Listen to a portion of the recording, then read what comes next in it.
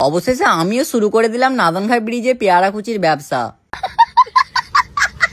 এখন আমি জানি কিন্তু এই কথাটা হয়তো তোমাদের বিশ্বাস হবে না, কিন্তু সত্যি কথা বলছি, আমি নাদনঘাট ব্রিজে পেয়ারা কুচির ব্যবসা শুরু করে দিয়েছি।